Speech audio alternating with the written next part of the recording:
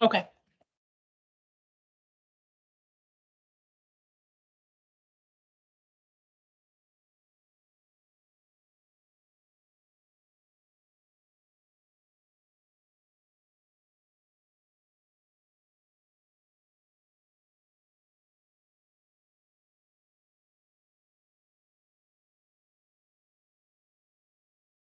There, Hello, hello. oh yeah, Jim, how are you?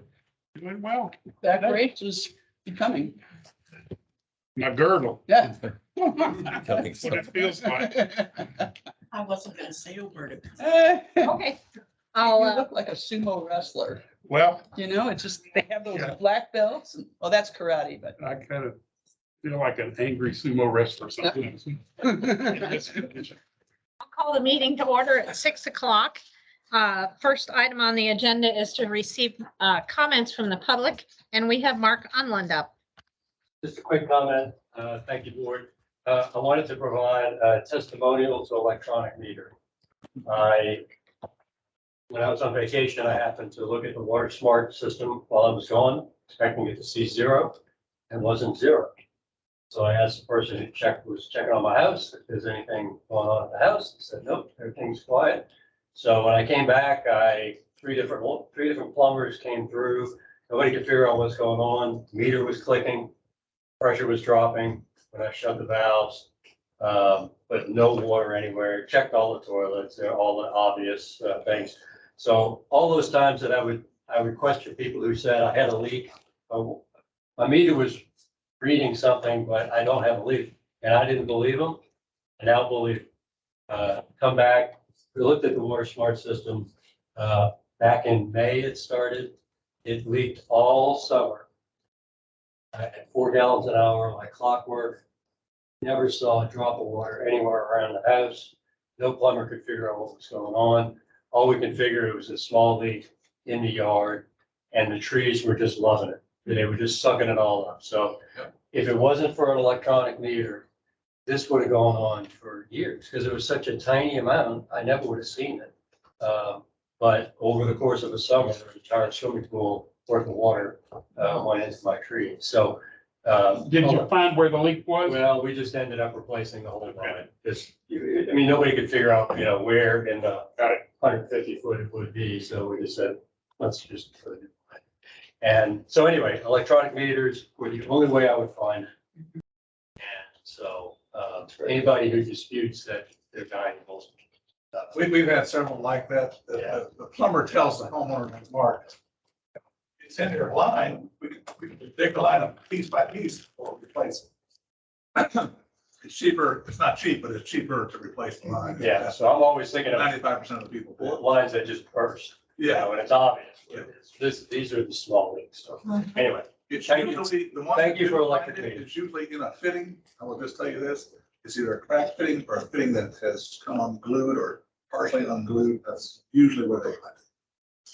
Well, that's a good That story. is interesting. But you gotta get lucky to find it. Mhm. When you become a mud director, you become the purveyor of all water solutions, right? now you'll know. Um, You'll be able to use that. Every neighbor I know has called me and told me about their water meters and, the notices they're getting, and every one of them has found a problem that they didn't know they had. We actually had the opposite happen where my husband monitors the gallons we use when our sprinklers go off on the designated days. And it was less than usual. And we were looking in the yard and one of the sprinkler heads had come off. So it wasn't allowing the pressure and we weren't using as much water, but we knew something was wrong somewhere. Hmm. So we've had the opposite. So I was glad we had those meters. All right, next is John, yours. Thank you. I'm just stopping by all the mud meetings in case somebody doesn't know that I'm running for Lone Star Groundwater Board of Directors, place 7. Anybody in the Woodlands can vote for place 7. So I appreciate the support. If you're willing to vote for me, my view is that we need to get the board's attention on subsidence and groundwater strategy to not deplete the groundwater that the current DFC allows them to do. And so I want to be there, be a part of that management plan and speak for you all at that level. Okay. Thank you. Thank you. Everyone can vote in the Woodland Creek side. That's correct. Mhm. Yep. All right, thank you, John. Okay, next on the agenda is adjustments. Okay, all right. Next is the consent agenda. Do I have a motion to approve the consent agenda, or would someone like to take something? Okay, I'll move to approve the consent agenda. Second. I'll second. Okay, passed. Right? Yeah. Sorry. Let me know if I'm being too dictatorial. Well, I wasn't Regular at the last agenda. meeting, so that's why I didn't. Okay, second good it, show. For the Okay, meeting minute. next we have San Jacinto River report. All right, well, so good evening. There's a lot of information in your packet. I'm gonna hit the high level of all of it, for the most part. If you have any questions, let me know. One thing I want to draw to your attention is that in there, we have a packet of papers, called like the year-end wrap-up or Woodlands completed projects for FY, basically last year. So what this is we come and we explain a problem, we ask for funds and we get those funds, but we don't always come back and show you the completed project. So this shows usually a before and after picture, if we remember to get a before picture. And then, excuse me, and then the schedule and adherence to that, and the budget and adherence to that. So something we'll try to do about once a year. If there's any project on there you want to go see in person, just let us know. I'll take you out there. On the strategic plan, the next stakeholder meeting is November 2nd. That's a big meeting. That's when we start talking about the 8 different options and the cost of those 8 different options.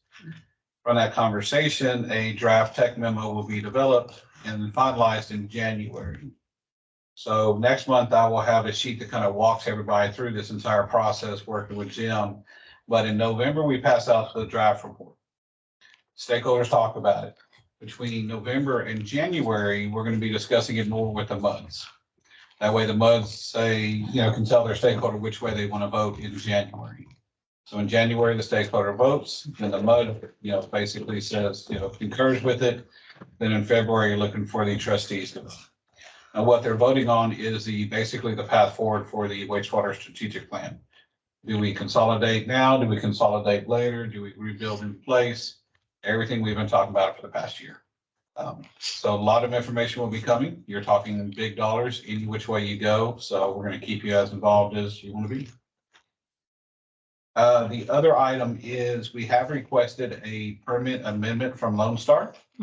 And so our annual pumpage around numbers off quite a bit. So it's about 3 billion gallons a year is what we request from Lone Star. And they gave us a permit last year. The permit they gave us is perpetual. So every year I get like 3 billion gallons. 85% of that is from the Jasper, 15% is from the Evangeline. And so every year we haven't had a problem hitting it. Most years we actually, go under a little bit. The problem that occurred this year that we're in 2022 so far is we had that drought that passed through. And so we actually ate up our full 3 billion gallons worth of allocation by August 1st. And so per the Lone Star rules, if you're going to go over, you have to submit a permit amendment saying you need more flow. So when we submitted the amendment in August originally, we said, shoot, we still got 4 or 5 months to go. So we requested 1.5 billion gallons to take us through the rest of the year because we have no idea how long the drought's going to last. Mike said earlier, the rain we got yesterday was the first rain we got in 44 days, I believe. First measurable rain we got in 44 days. Wow. So, we can use surface water, but keep in mind as well, surface water in August got cut down to 12 MGD when it was producing 20. And that 12 is actually split amongst all the 7 participants receiving it. So Woodland's got 4 or 5, Something less. a lot less. Mm-hmm. So a lot of groundwater usage. My permit said I can only use 3 billion, so I had to request an allocation increase. So we had originally requested allocation increase due to drought demand. Single time, one-time occurrence, just I need 1.5 billion for 2022. Lone Star said they're not going to do any increases for drought, demand increases. Had to be for growth. So we went back and we showed growth and turned it back in. They also don't do one-time increases. They only do increases to the perpetual permit. So now if they approve it on October 24th, if Lone Star board does, my annual permit goes from 3 billion to 4.5 billion. which we don't want 4.5 billion every single year. One, it costs more, I'm not going to use it. And second, I won't go into that. But at this time, what we're going to do is we're going to go and get on October 24th, hopefully they'll approve it, and we'll get the 4.5 billion for the year. Then come January, we're going to file a request to knock it back down to 3 billion.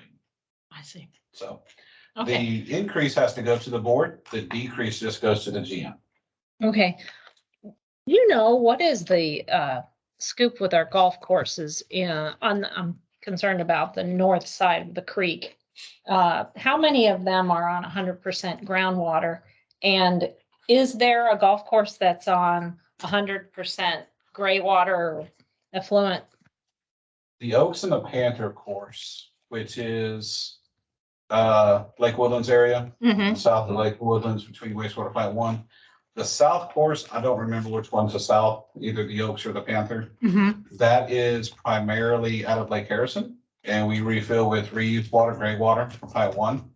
And then the north course, either the Panther or the Oaks, whichever one is there, pulls water out of the lake by Lake Woodlands on the south side. That is refilled from Lake Woodlands, which is refilled from wastewater plant 2 Zeppelin, the way the water rights work. Okay. So those 2 courses are the only 2 I know that use the reuse. The rest of them are on wells, from what I understand. So back at Player and all of that, and that's all groundwater. Did you catch all of those golf courses? Yes, yes. Yeah. Now, there has been talk before by, I don't know if it's Sequoia Club Corp or whatever, to route water from the north course. I think it's the Panther one. I'm not sure. Mhm. North Course, the old Panther trails, yes. Okay. Yeah. From that one over to TPC. And when they do that, they would need more effluent from our facility to actually, do that transfer. Problem is the cost of it made it cost prohibitive. But we have wastewater to sell if they're interested. Besides that, we're just putting it in the creek, so. Uh-huh. Hmm. Thanks, Chris. So that, I'd just like to make Oh, a yeah. comment. I Mhm. thought the year-end review on the projects was really helpful. I found it interesting. I really like the approach using your asset management program. Clearly, you're applying, the rules and understanding what you need to replace. And I thought it very informational and helpful. And I was impressed with the project cost estimating and the actual outcome, and appreciate some of the commentary around why it was more, why it was less. You guys came in pretty much under almost all of them, except the one that I guess had a different approach to it. And there's obviously some supply chain problems during that. Right. Anyway, I thought it was a really good capture. I hope you didn't put too much time into that, but it's a really nice year-end review and really good outcome. So, well done. And I love seeing all the in-house engineering done versus, contracting it out. That speaks to having a good staff and enough people to be able to do that kind of work. So, well done is what I'd like to say. I'll pass it along to everybody else. Yeah. Staff's getting hard to find Yeah. nowadays. I know. We've been down to 4 engineers for about a year and a half now. They're working their tails off, but they're still sticking around, which is good. So Mhm. Another thing, I attended the tour that you had, and beautiful day, took a lot of pictures, and it's really been helpful because a lot of the people in precinct 49, which is my voting area, and that out walking the dogs will just be clean, and being able to show them pictures that I took up there of here's the stages that it goes through, and took pictures of, and here's a lab that they have, and they're constantly testing the water.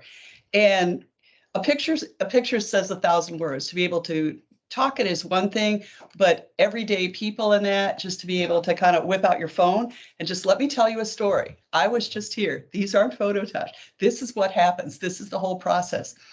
From a public relations standpoint, with the people that I meet out in 47, great, because people don't understand. I mean, they knock on my door and just go, it's $209 this month. I didn't do a thing. What is this all going for? And all they think is it's coming out of the ground. I'm like, no, there's a whole different story going on here. Give me 5 minutes. Let me show you what goes on. And it's just been amazing. And because they're like, I had no idea. And I was like, and this costs money too. Nothing is cheap here. Right. So that in itself was worth me taking a day off of work, and thank you for driving me up there. It's like I need a ride to go up. But through the whole thing, the weather was beautiful. And just from start to finish, I just photographed everything and kind of being like a sponge, just kind of like absorbed everything and just, hey, let me tell you what's going on. And I figured, as a representative of Mud 47, part of what I ran on was being able to educate the people out there because they don't know. And you talk about stuff, they still don't know, especially like the alphabet soup that we all use. Show them a picture. It's like, oh, okay, I get it. So thanks for a great tour. It was very informative. And if there's anybody y'all know that wants a tour, we're Yeah. always open. So, and speaking of tours, we do have a wastewater plant tour Yep. coming up I'm- Thursday. I'm on for that one. Be another beautiful day. Yep, yes. I did have one question on if we had time, on water well, the number 123 rehab. Yeah. I noticed that you dropped it another 100 feet. Yes. Was that due to, were you in there and decided to do it while you were in there to kind of for future recovery versus that you weren't getting the full aquifer exposure? Right. And so what we started looking at is with there basically being no groundwater rules, you pump as much as you want. We didn't plan to drop the well, but since we're already in there, we said, yeah, we can go ahead and drop it and be fine. So Okay. that's the first one. We lowered every well in the Jasper only. Evangeline, we're not going to lower it because we're pretty much bottomed out. But every Jasper well that we rehab, we're going to go ahead and lower to 100, maybe 200 foot or so. Okay.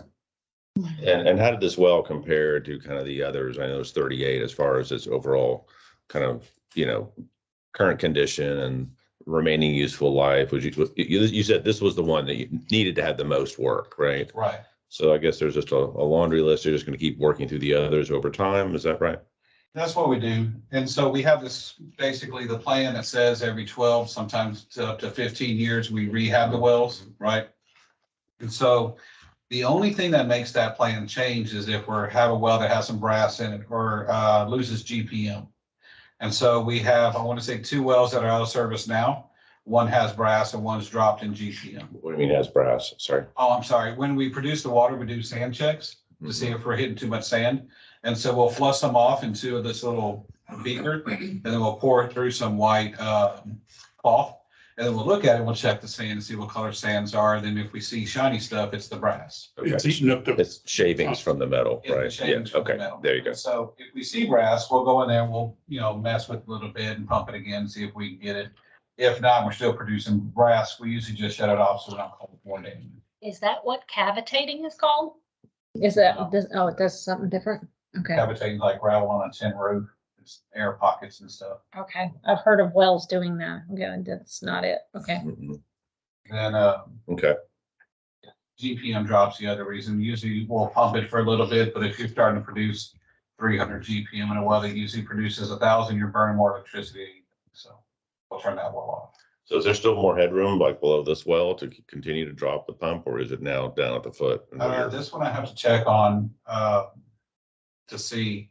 I think with this one, we went as far as we could without increasing the motor and the electrical inside the building because it was new. Yeah. Now, the ones we're doing from this point forward, we're gonna look to drop them to the max and increase the electrical to the max. Gotcha. That's why the project plan from last year to this year's, the well rehab's gone up quite a bit because of all the electrical in the building and everything else tied to it, so. Figure if you're gonna rehab, it's just a little bit more. Yeah. No, it's a good reference of $325,000 to get a well back online to rehab if you got to drop it due to the dropping in the aquifer level. It's another set of costs. So, okay. All right. That was the only one I really had questions on. Thanks. Good show. Everybody good with the San Jacinto report? All good? Okay, attorney's report. No general items this evening. I do have item number 11 to cover with y'all. Okay, Lynn, we'll continue to that. All right, item 11, the annual review of your investment policy. As we've talked about before, the district is required by the Public Funds Investment Act to conduct an annual review of your investment policy. Our firm conducts that review on behalf of all of our district clients and makes any recommended changes, provides you with any recommended changes. We do have a handful this year that are redlined in your packet, a few nits. Frankly, we're adding the language required by the legislature that we don't do business with banks that boycott energy companies or firearm companies. We're lining up with the Secretary of State, right? We call it folks that are on the comptroller's naughty list. Right. So that's the thrust of the changes this year. You need a motion to approve the resolution evidencing the annual review and to adopt the amended policy. Yeah, motion. Second. Second. All right, all in favor? Aye. Thank Okay, you very much. Good. That's all I have. all right. Jim, General Manager. Thank you. Few items to highlight from our trustee meeting. I reported that I have continued to have discussions with the University of Houston Geoscience Department at the professor over there about the data they've collected on subsidence. Their data, our study went from the Gulf Coast up through College Station, and they state that they can refine that data to focus in on Montgomery County and the Woodlands. So we've got a group that are visiting with them, talking about how that data might be used and be helpful for us, and maybe a community partnership with some others to fund that, and maybe present that information to the trustees in November or December, depending on. When you talk about funding it, what kind of dollar amount? They haven't given us that Okay. yet. And I saw that the idea is first to collect a lot of the data that we already have and do a, Well, to utilize well data, log data that the River Authority may have or Lone Star may have that they could access to help for some of it, yes. okay.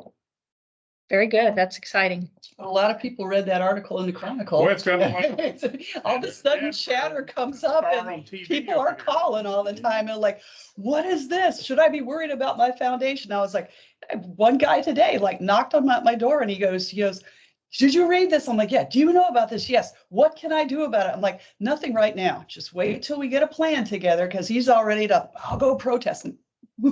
Let's figure out what Send we them need to to do. stopoursinking.com Yeah.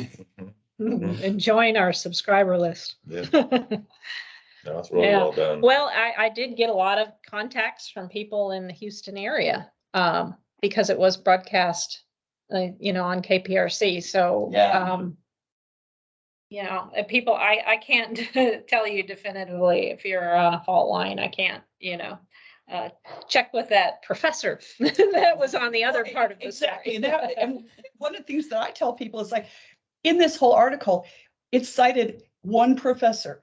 There has to be two sides to the story. There has to be more than just this, because if it bleeds, it reads, right? I mean, they're writing a story to get you all riled up, and you are, but what's the whole story? We can't determine this from one Chronicle article. So deep breath, let's calm down, see what's going on here. But it has raised public awareness big time. That's fantastic. Yeah. Well, anything else? Yeah, just a couple of things. I also reported to the trustees that I am encouraging the River Authority's financial advisor and ours to get together in November, December, and start looking at what impact a separate line item on our water bill that would be something along critical infrastructure renewal that would be strictly to fund debt service for bonding that the River Authority would probably need to do to accomplish the many millions of dollars in infrastructure renewal over the next 10 years. So we need to start getting together and seeing what that number might look like on the retail water bill. Also reported that I've renewed discussions with HARC regarding a public information portal that was a proposal was put together back when there was a One Water task force. And as that task force kind of dissolved, that effort was put on pause. But our public education committee has an interest in kind of reopening that concept and maybe getting some community partners for that. So more to come on that topic as well. I reported that our negotiations with TACUS to resolve some of the remaining outstanding system damage invoices has stalled somewhat. I hope to get that discussion back going again soon. I've appealed to their chief financial officer, and he's promised to appeal it to the CEO. So we'll see where that goes. And then the other thing, the Public Education Committee had looked at a monthly water bill comparison that our staff had put together that you may have seen it in some social media publications, but Hugh suggested that we revisit our average tax rate and calculate a weighted average, which we did. And I think it increased about 1.9 pennies per the average mud tax. And so that's been republished. And I think we found another error about Oak Ridge North's water bill. So that was a big revision. that was a big change, yeah. Mhm. So anyway, I think we have it as accurate as it can be. There was a question about, did it reflect the sewer retail rate increase that's coming in January? And interestingly enough, I had sent myself, I thought I was sending myself an email back in the end of September about 1 a.m. to consider that with our public education guy, and I ended up sending it to him instead that night about 1 a.m. So anyway, we talked about it, and he had decided probably not to put it in this. Then we put a date on there of October the 3rd. So this will change come January 1, and it is a snapshot in time is what it is, of October the 3rd. And the message was to obviously show the kind of a ranking That's right. of water costs, right, for an average user, of X amount of gallons, and it did that.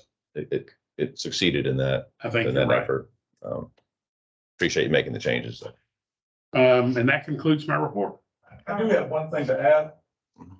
Last month, we passed out a map of the drainage ditches and detention ponds that we are responsible for. I think Mark had asked for this, or maybe Paul or somebody. This is that we prepared a list of the projects we've completed since Hurricane Harvey, drainage improvement projects. I'll pass that around just for your information. And this is just You all not have done 47. 23 different projects totaling about $1.4 billion.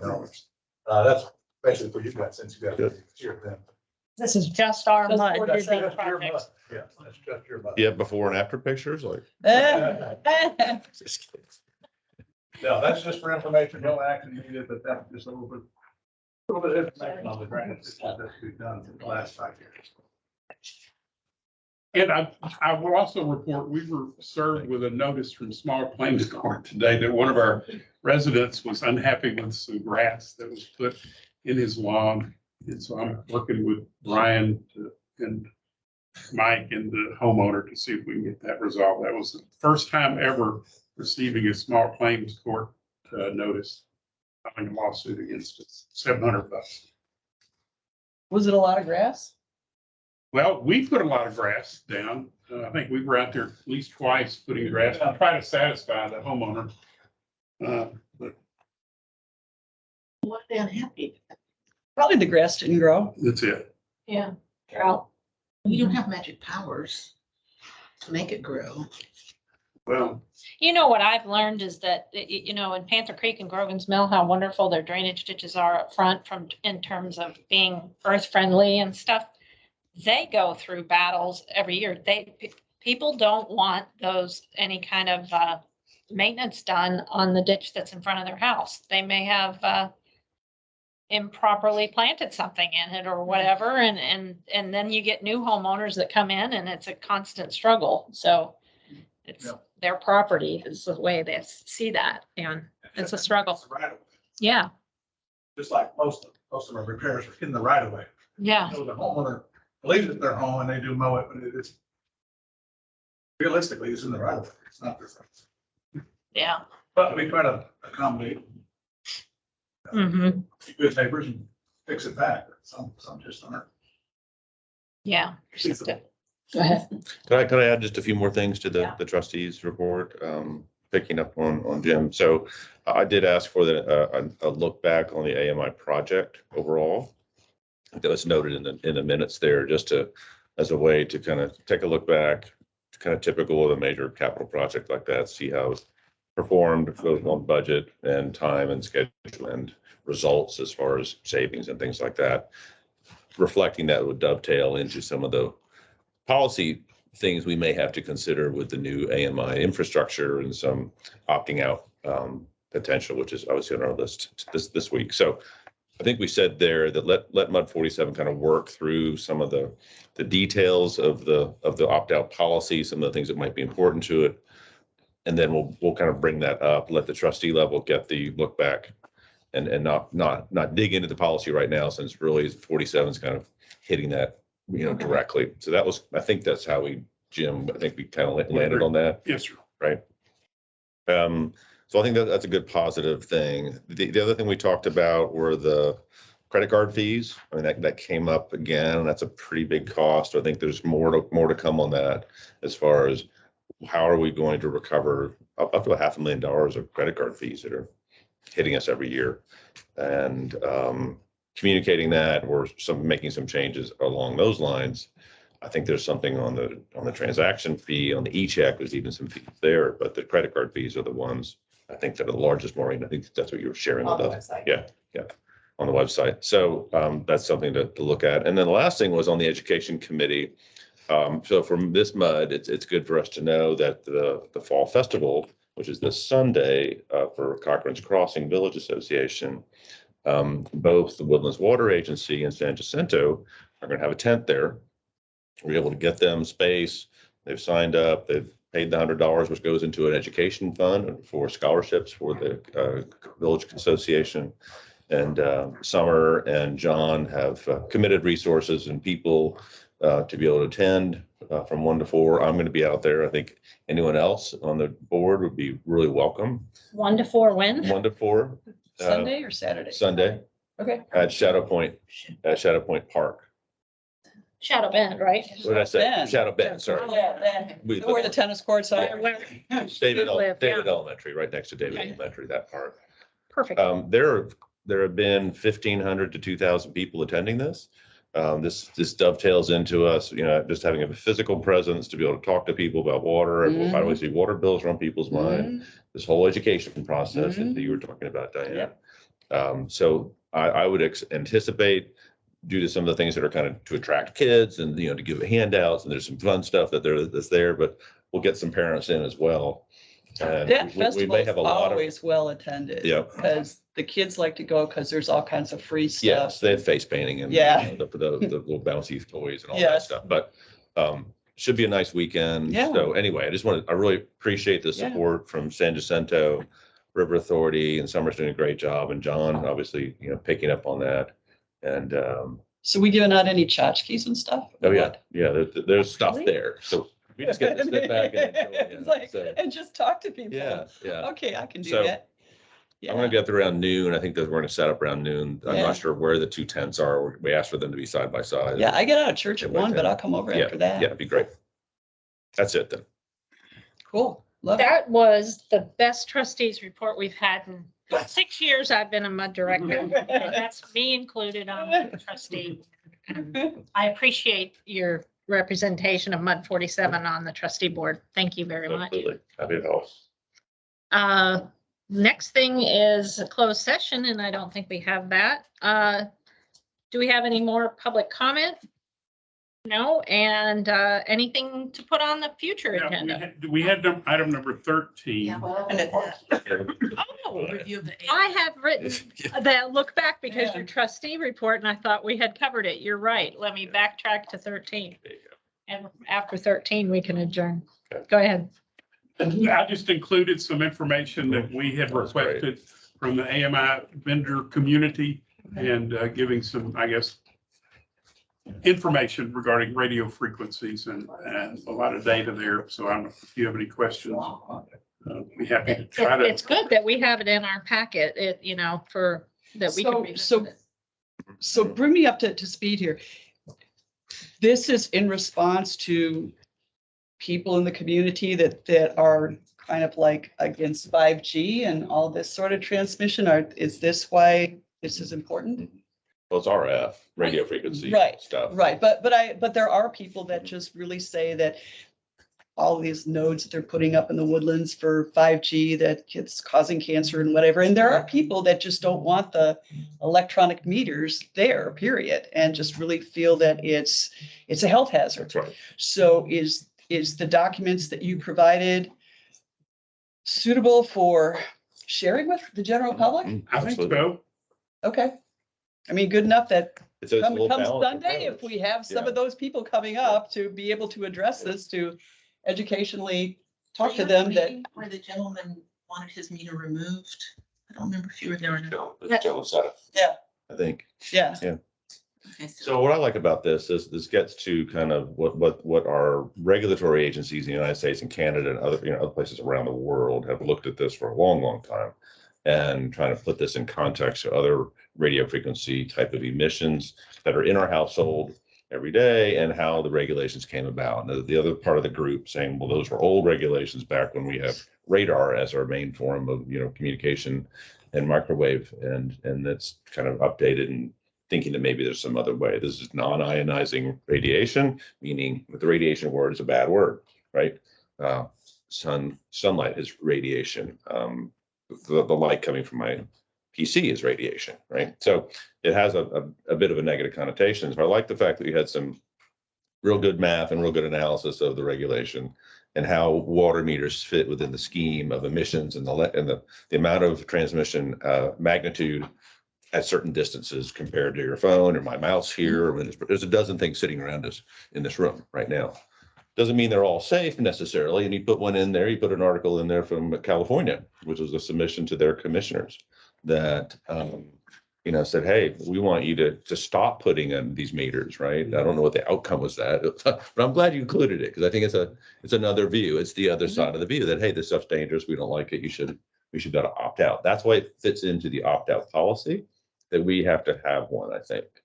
We have to at least explore what that looks like. So it was nice to have those other reference cases in there as well to say, hey, here's what some other utilities are doing. Here's the cost, one-time cost. So opt out the meter. Here's a monthly cost to read it every month. And, I don't know how prolific that is now. So I found it very helpful, right on target, and maybe it'll prompt some more discussion. I think we're going to have to potentially sit down with some folks who really are object to them to understand if this material helps. If it doesn't help, then we have to potentially go to the next step. And that's what we have to decide, I think, as an organization. We Agreed. could say no. We could say no, it's in there and let the courts figure it out, I guess. I don't know. I imagine in the easement, you can do just about what you want as long as it meets all the regulatory requirements. But who knows? It doesn't keep people from going to court and doing things. So I think we just have to decide that as an organization. Do we want to allow an opt-out and then come up with some costs to cover it? Very good. Well, people for sure can opt out on their smart meter, on their electric and their gas. It's a cost, but if you honestly feel that it's Right. impeding your health, then you'll do it. I mean, there Exactly. is a way to do that. Now, at present, there is no way to opt out from our current meters, correct? That is correct. Okay, so I just don't want to be spreading false information and telling me, hey, if you want to just call these people up, tear them out, you'll have to pay extra for it. But there is no mechanism now. You got a meter for right now, we have no And the remedy. difference, some difference, ours are out in the public right of way. Mhm. Gas meters, electric meters are They're to the typically house. on the Yeah. house, so there's a little difference Yeah. there. Yeah. Correct. Um, And our meters are typically co-located with a neighbor meter. They're in one box in my neighborhood. That's right. Yeah, out in the public right of way, buried underground and usually 2 meters in one box. And that's an interesting part of the policy you're going to have to deal with. Right. Right, that you may get rid of your one little antenna, but the other antenna is going to be 2 inches away. Mhm. And your neighbor has no problem with it. If they don't, then you can't force them to do it, right? Right. So it's just, Exactly. maybe we engage on some folks who want to learn more about this and describe it to them, and we have to come up with a policy, I think. In a day, Or, we have no formal request, is that right? Or do To we? opt out, Yes. we do not. okay, I've but, had a handful of inquiries, but right, Mhm. the response has been, this is different from an electric meter, gas meter. It's in the public right of way. It's has some differences. And right now, there is no opt-out Sure. policy. And no opt-out requests, is that fair? I've had inquiries, but Yeah, no demands, if No you will. written or- demand. yeah. please. because I don't think people know how to do it. Yeah.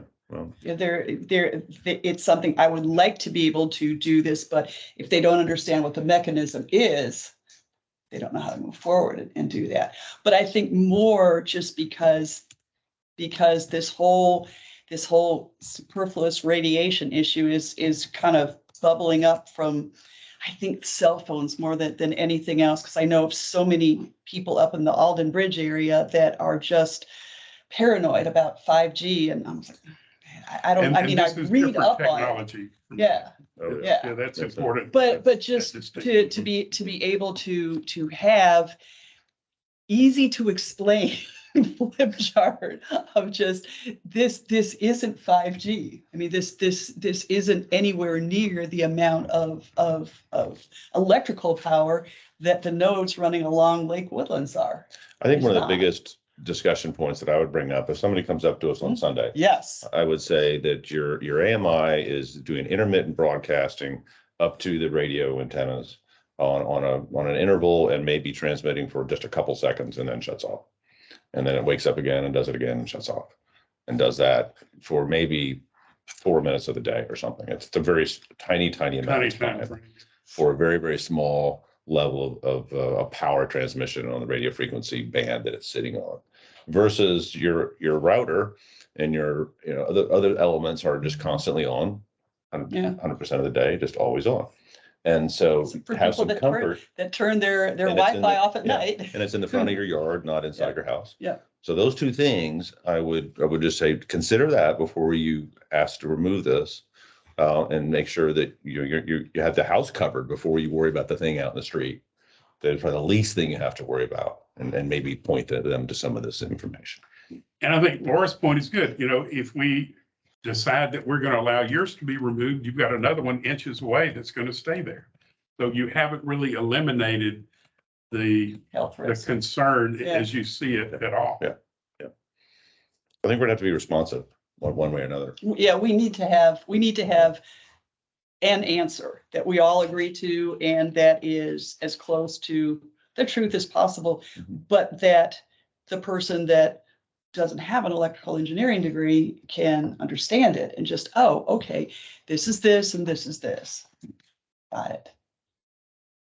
Do you think that in the absence, like if we do not get someone that formally asks Woodlands Water, and all it would be is coming up, I think, if I were into this, I would just go in to the vestibule here and I would say, I would like to speak to someone. I would like to make a formal request that my meter be changed out.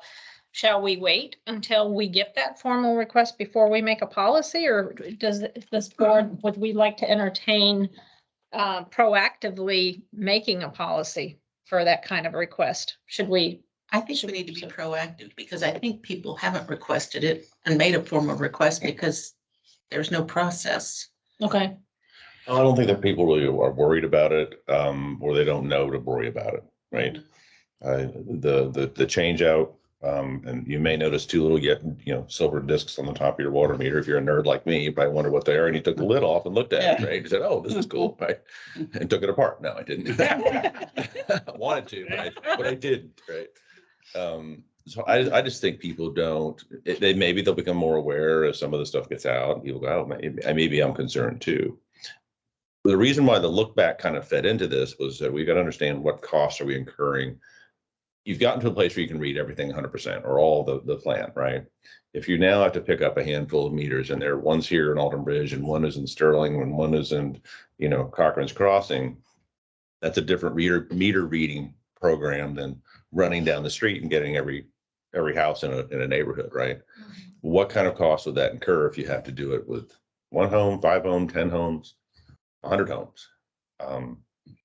Without knowing what the meter reading cost is and what we've kind of saved from not having to do that, it's hard to know how you back into a policy that makes some sense on a cost perspective.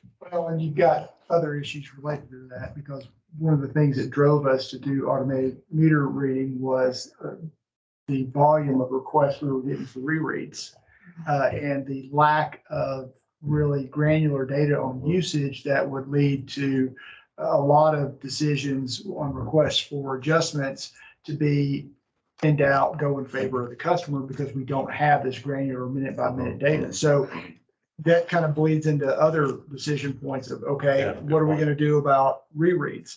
What are we gonna do about requests for adjustment? Because they say, well, I don't have this type of data now, and I think, my meter's, charging me too much.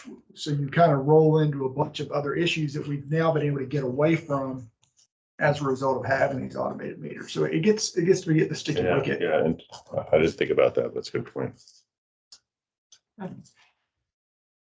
Well, we can think about what to do and we'll all be surprised when we open the agenda packet for next month. How's that? Sure. Okay. I think that brings us to adjournment since I already brought the meeting to the end before we went. Okay, thank you. Have a good evening. Thank you.